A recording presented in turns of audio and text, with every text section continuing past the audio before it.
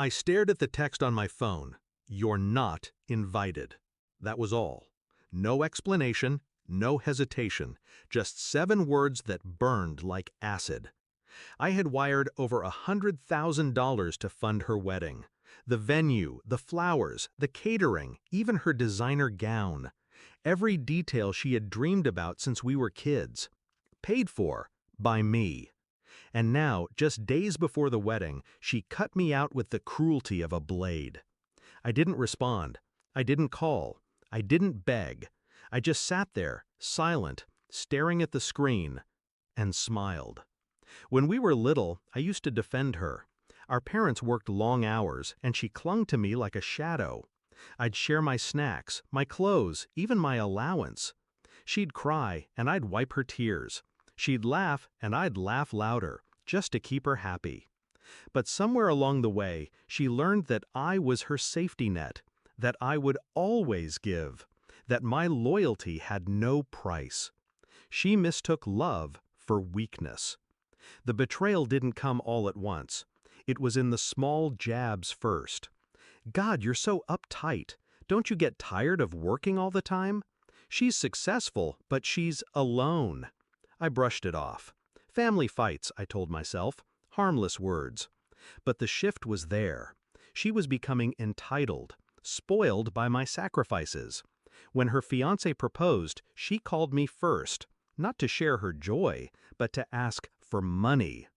"It'll be the wedding of the decade," she said, "and you'll be part of it forever." I said yes, foolishly. I thought it meant belonging. The text was my proof that my sister didn't see me as family anymore, only as a wallet. She thought she could erase me after I paid the price, so I erased her wedding. I called the venue first. My name was on the contract, paid in full, under my account. "I'd like to cancel," I said. There was a pause, then the soft shuffle of papers. The entire event? Yes. I called the florist next, the caterer, the band, the photographer. Each time I used the same calm voice. Each time I signed the release forms. Money lost? Maybe. But the power was intoxicating. The day of the wedding arrived, 6 p.m. sharp. The venue gate stood closed, draped in silence. No music, no flowers, no lights. Just a locked door and a staff that had already gone home. I parked across the street, hidden in the shadow of a tree, and waited. At 5:50, the first cars arrived. Guests in gowns and tuxedos, chattering with excitement.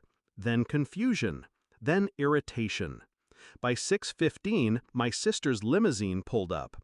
She stepped out in the white gown I had paid for, her fiancé stiff at her side.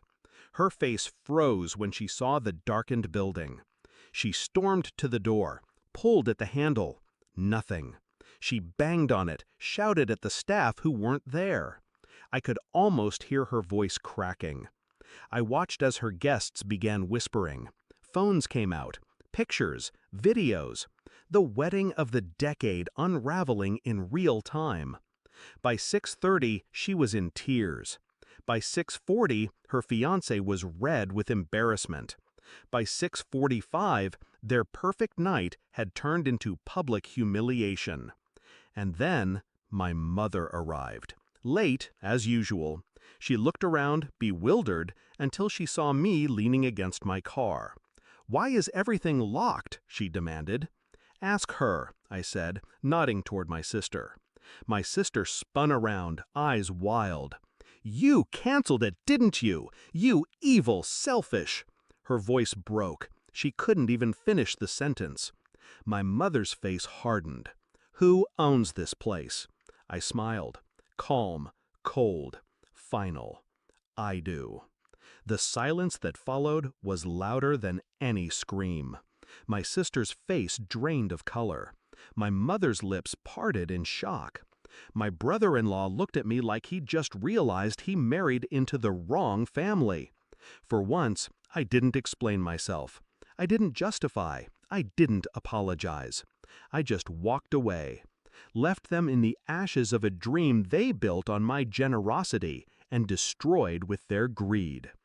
That night, I poured myself a glass of wine and sat by the window, watching the city lights flicker. Revenge didn't heal me. It didn't erase the betrayal, but it gave me something better: clarity. I finally understood I wasn't family to them. I was convenience. And convenience, when it stops giving, is disposable. So I disposed of them first.